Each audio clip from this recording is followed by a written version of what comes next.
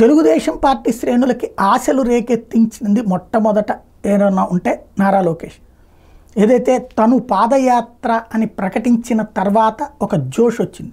యువగళం పాదయాత్ర దాకా ఒక స్తబ్దుగా సాగినటువంటి తెలుగుదేశం పార్టీ శ్రేణులలో ఉత్సాహాన్ని నింపడం మాత్రం లోకేష్ వల్లనే సాధ్యమైంది.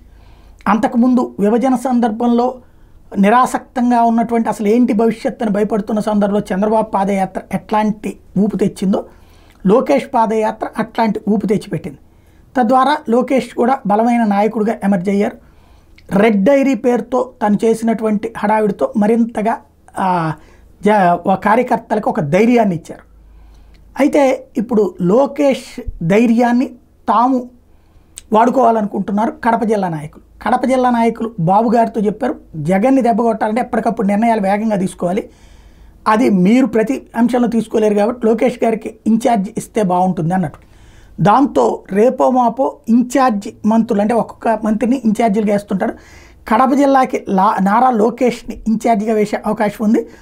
అదే సందర్భంలో మున్సిపల్ మినిస్టర్ నారాయణ విశాఖ జిల్లాకి ఇన్ఛార్జి మంత్రి అయ్యేటటువంటి అవకాశం ఉంది. తద్వారా ఎప్పటికప్పుడు ఇప్పటికే అక్కడ పులివెందుల్లో జగన్ని దెబ్బకొడతా ఎమ్మెల్సీ భూపాల్ రెడ్డి ఉన్నారు. అట్లాగే సీఎం రమేష్ బీజేపీ తరఫున ప్లాన్ చేస్తున్నటువంటి దశలో కీలకమైనటువంటి లెక్కలు అన్నమాట.